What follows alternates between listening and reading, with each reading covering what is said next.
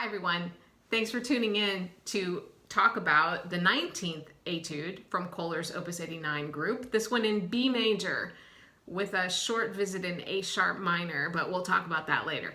So I broke this Etude down into 6 sections. Each section is about 4 or 5 lines, and I did this sort of emotionally for myself. I held certain sections as a carrot, and then I made myself slog through the parts that were intimidating. When I was putting it all together, it kept feeling like I wasn't making much progress, so I decided to put the metronome on slowly through eighth notes and practice one full page at a time and then the second page at a time. That really, for me, was a game changer, and I started to have a lot more fun playing the Etude after I did that. I began with the final Piamoso section in B major just to get my footing. I warmed up with scales, and I found these online, and I would recommend that you download. These are free.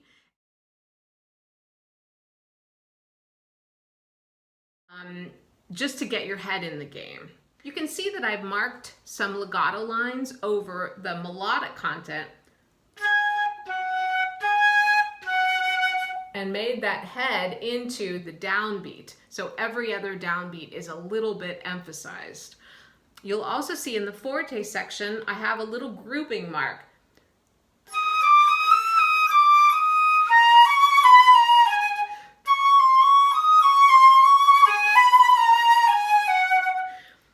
In the following section, I've written down that this is a 5 chord, and I've marked the downbeats.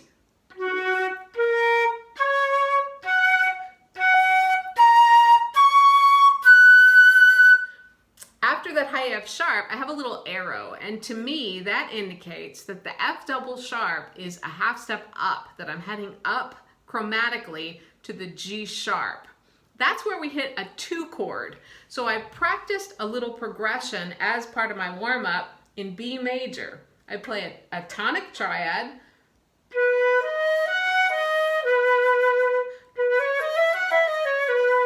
then a 2 chord,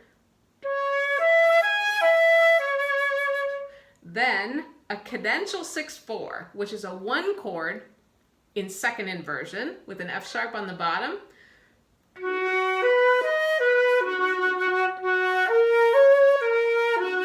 linking right to a 5 chord, then adding a 7th,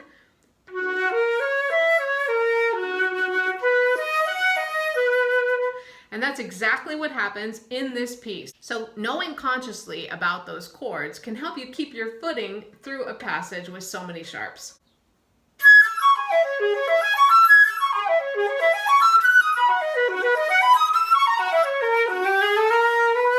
In the second to last measure, I recommend using F sharp, middle F sharp, so that you can go smoothly to the high B.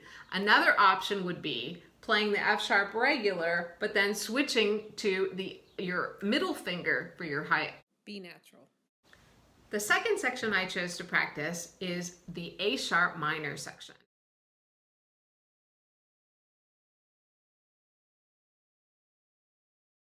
Some arpeggios you might want to practice before hitting this section would just be the 1 chord in A sharp minor,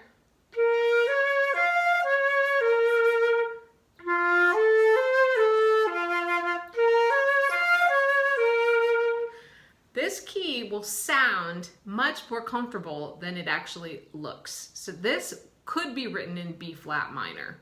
Especially learning a new piece with this many sharps, it's important to play it slowly so that you don't learn and memorize wrong notes. To me, one of the most challenging spots was actually playing in context the last 2 measures, which are modulating to F sharp major. So practice that as the end of section 2, and also practice that as you're linking into section 6.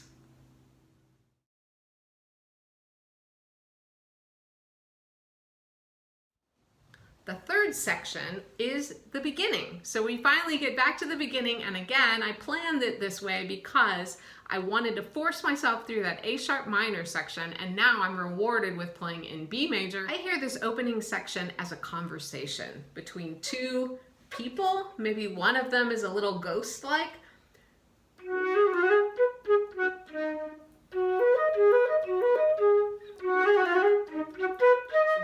without the grace notes, even though they're absolutely integral to the melody. And remember that the G sharp is just beat 2. We really need to continue on to the following downbeat. I worked on trying to play a really long phrase, so I worked to get 8-bar phrases through this opening section. That also helps me to play quietly and continue my support through the passage. After that breath, we get a lot of dramatic arpeggios, which you can see I marked some things as they were helpful, including an A sharp diminished 7th chord, which comes back the next line.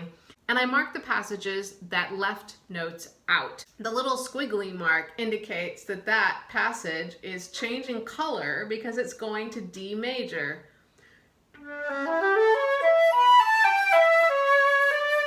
Going through the link into the next section, I've highlighted things that were different, things that I really needed to spend extra time on. It's pretty remarkable that a piece in B major somehow ends up in B flat major.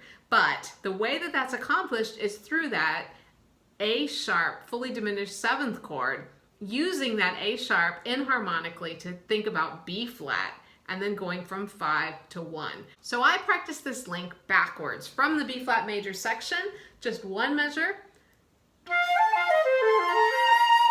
and then adding in a little bit of a link, and then a little more, until I recreated Köhler's modulation to B flat major.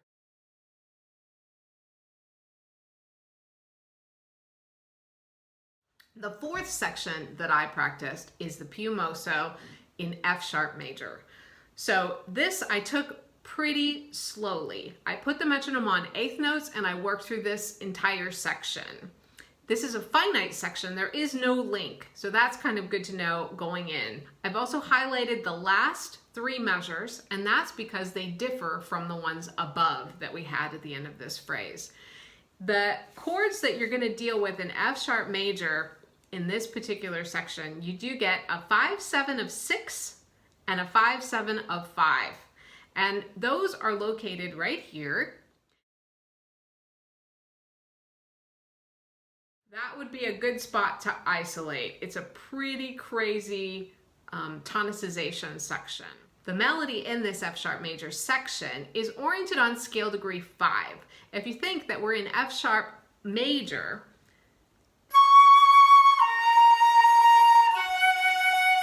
if you are creating this melody in real time, you're deliberately delaying the appearance of tonic.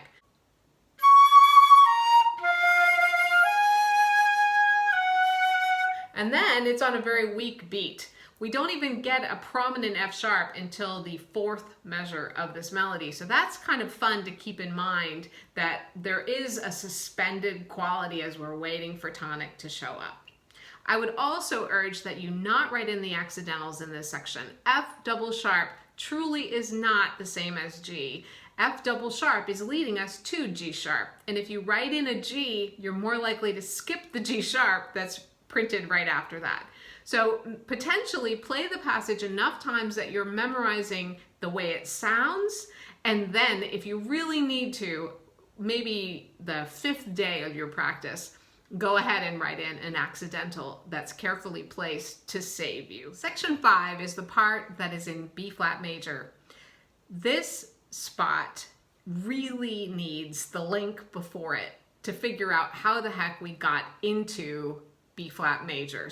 This section is not incredibly complicated, which is good news. It would make a great lip warm-up as you practice kind of yodeling through this section. The way that Köhler makes the transition from this section to the next is by common tone. So turning a D flat into a C sharp and then using that as 5 C sharp major of F sharp major, the next section.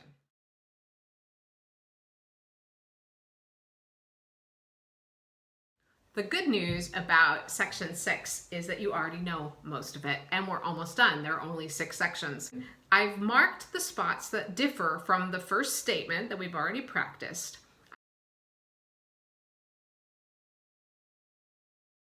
We're back in B major for tempo 1, as we were at the beginning, but the rhythm is different, and I almost didn't notice this. I'm not sure if it's a typo. If it is, then change it in your part and play it like the beginning, or I decided to make it sound a little more timid than the beginning because the rhythm is slightly different.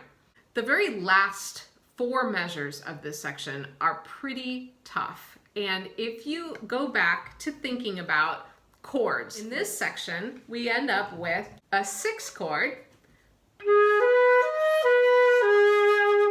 a 7 of 5,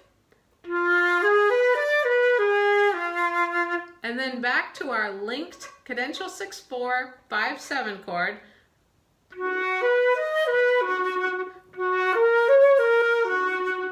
and then our ending in the piumoso in B major. I hope by breaking this into sections, you'll have some success working through this challenging etude this week.